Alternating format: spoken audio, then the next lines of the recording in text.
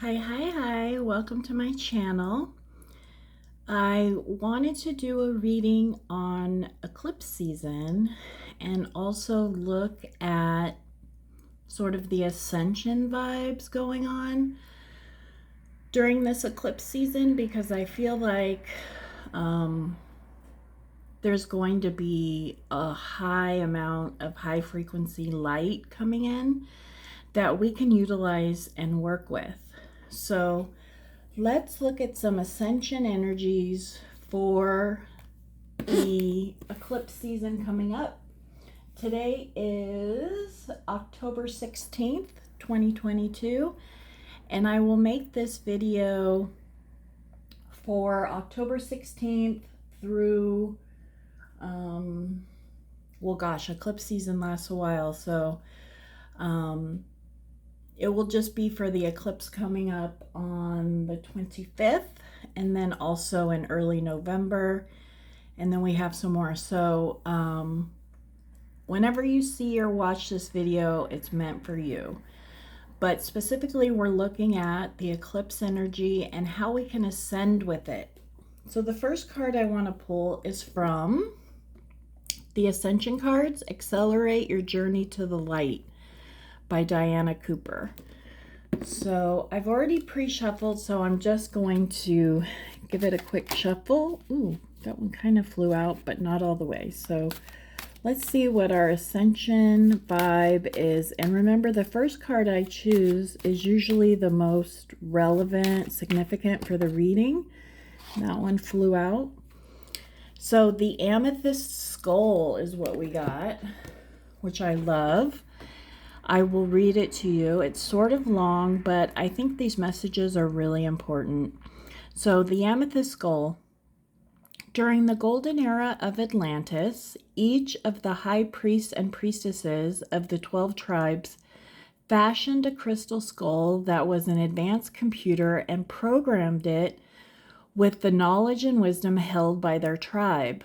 All the information was placed into the Amethyst Master Skull, which is kept safely in the inner planes. Receiving this card suggests you look for the highest perspective in a situation that presents itself to you. Explore the details. When you have all the facts, take decisions. I think it's supposed to say make decisions with wisdom and integrity. Affirmation. I explore all the information before I make a decision or take a decision. So this is really asking us to check in with our higher selves and look at the highest possible perspective in a situation, explore it, bask in it, and then when you have all the facts and knowledge, to make a decision with wisdom and integrity. So I love that. I love that the Amethyst Skull came up. And if you have crystal skulls, it may be a time to start working with them. Bring them out of your collection and just really enjoy working with them. So now I would like to pull, so we've got the Amethyst Skull. Take time making decisions. We're going to pull a White Light Oracle card by Alana Fairchild, and I will have to read the affirmation from the book for this card because they don't have sort of words on the cards. They just have the name of the card. But these white light cards, and I'm just shuffling love and light into this deck because such a beautiful deck. So we got Magnetism of Eros, and most of these cards are white. This one has some red in it. So there's a couple that, but I would say a majority of them are white. Couple of them have some red in them. So I think that's significant. So I love this card. It's beautiful. It's card number 1, Magnetism of Eros. Let's see more about what this white light frequency is about.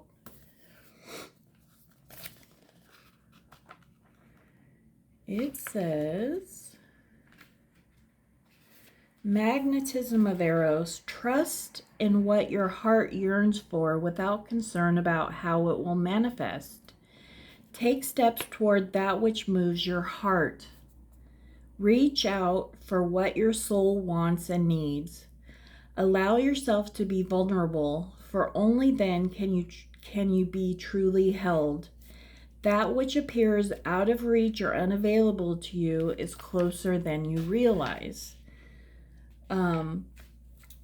So this card is really about tuning into your heart, acknowledging your desires, or maybe even looking at your desires and seeing that they are closer than you realize. So these two cards together, I would say the Amethyst Skull asks us to look at the higher perspective and make a decision. And this card asks us to look into our hearts and know that what we desire is closer than we realize. So they are related.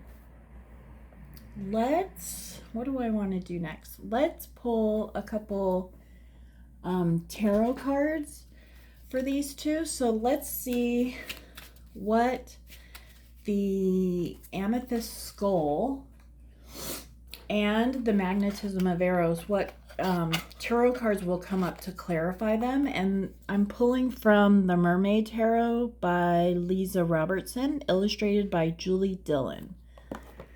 So these are the mini cards. I like the mini tarot. They fit better in my hand and just kind of mini, makes it easier to store and all of that. So what is the Amethyst Skull? Can you please clarify the Amethyst Skull in relation to ascending during eclipse season? Clarify the Amethyst Skull, which is all about making a decision from a higher perspective. And we got this one, which is the Lovers. And I absolutely love this card in this deck because it's a mermaid, but she's looking in the mirror. So she's actually looking at her own reflection. And that's the Lovers. And it's really about self-love, this card is. So, especially in this deck, right, from the image. So, as we look for the higher perspective in a situation to make a better decision, we need to also consider self-love. So, and loving ourselves will help us make the better decision. Let's see what Magnetism of Eros card wants to come up. What tarot card? Same deck. Please clarify Magnetism of Eros, which is all about recognizing that your desire is closer than you realize. What tarot wants to clarify? And we got Knight of Cups. So there's a cup there. Knight is middle-aged. It's not a page. It's not the king. It's just the knight, which is in the middle of the two. And he's sort of gazing into that cup, looking at his reflection. So again, with the mirroring. And the cup appears to be almost all the way full. So the Knight of Cup comes in to offer self-love as well. And also mirroring as well. So these two cards are both sort of hinting at looking within, looking at self-love, looking within for the answer. So yeah, so let's pull let's pull from the Rose Oracle by Rebecca Campbell.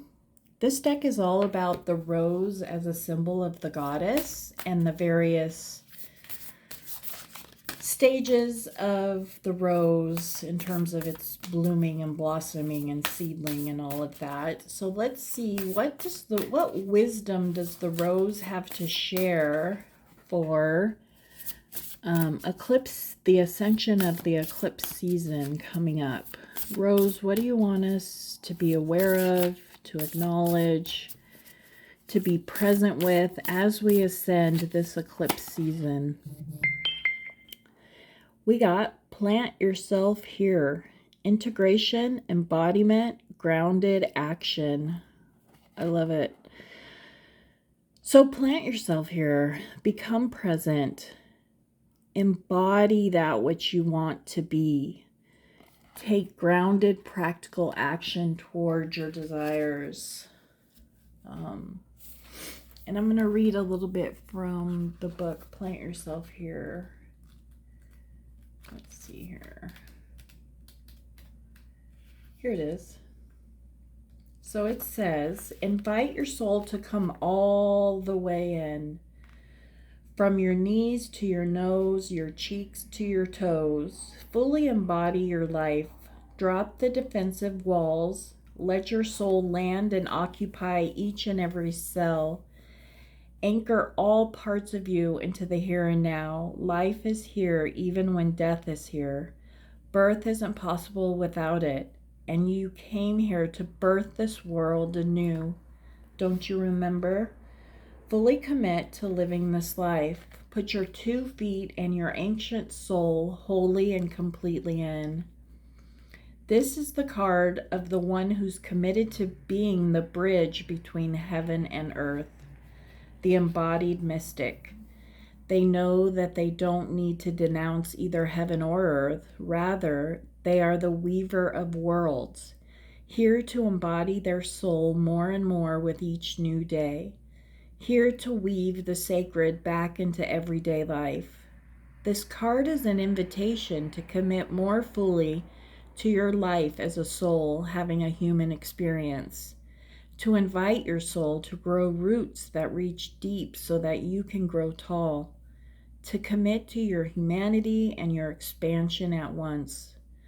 The rose invites us to embrace all stages of life on earth.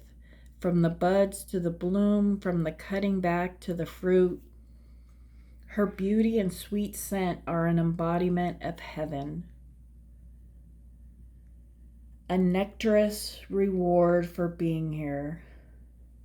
The rose reminds us to take a moment to properly enjoy the sweetness and that heaven really can be a place on earth. And the soul inquiry question is, how can you commit more to your life?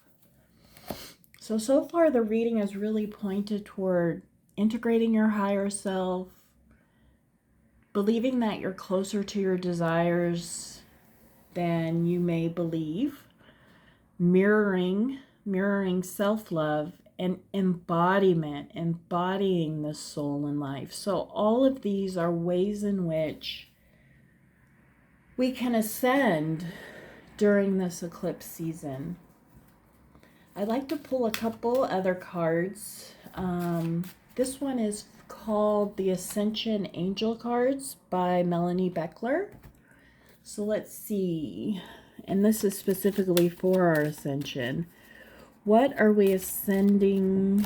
What ascension message do you have for us during this eclipse season of this fall winter eclipse season of 2022? What ascension message do you have for the eclipses?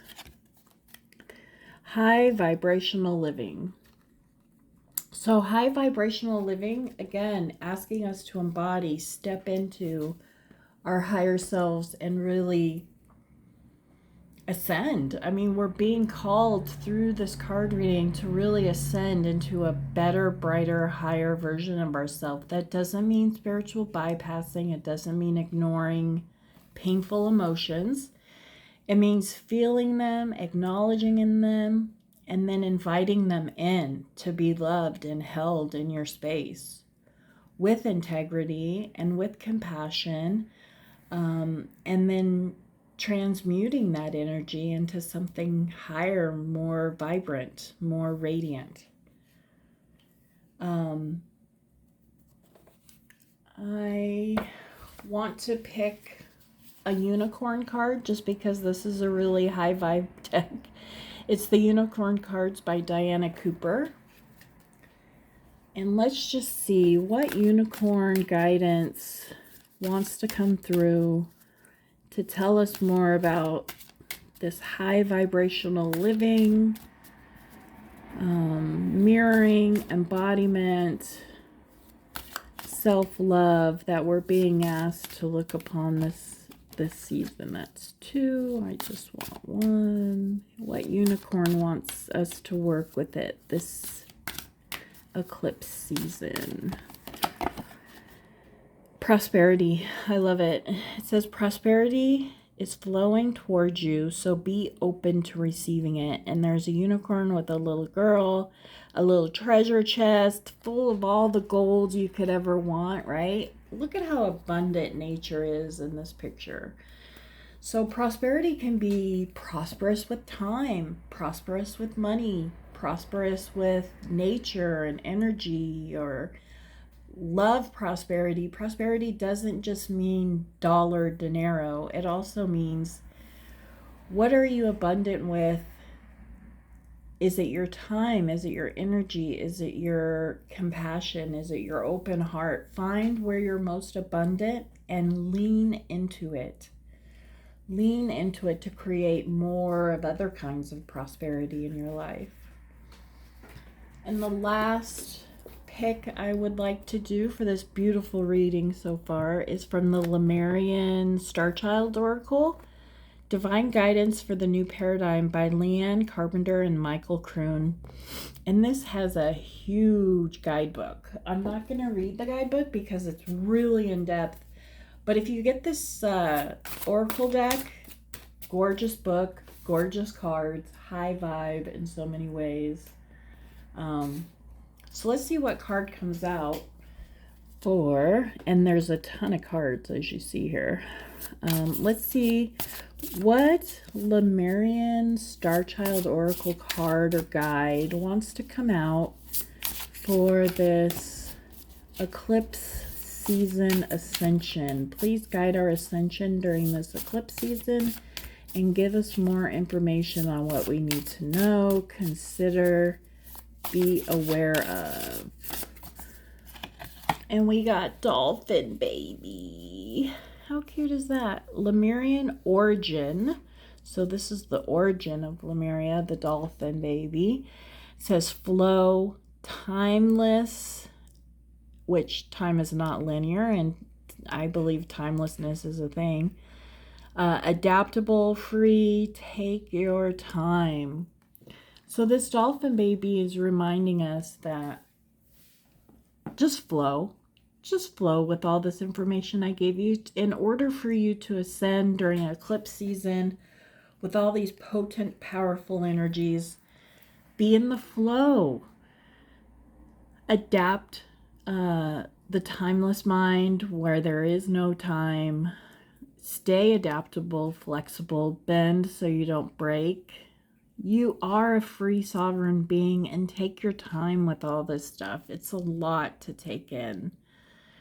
So I hope this reading served you, and I will be back for another reading within the next couple of weeks. I hope to do one for the Scorpio new moon eclipse as well. So have a great day. Enjoy your Sunday, and I'll see you again soon. Take care. Bye-bye.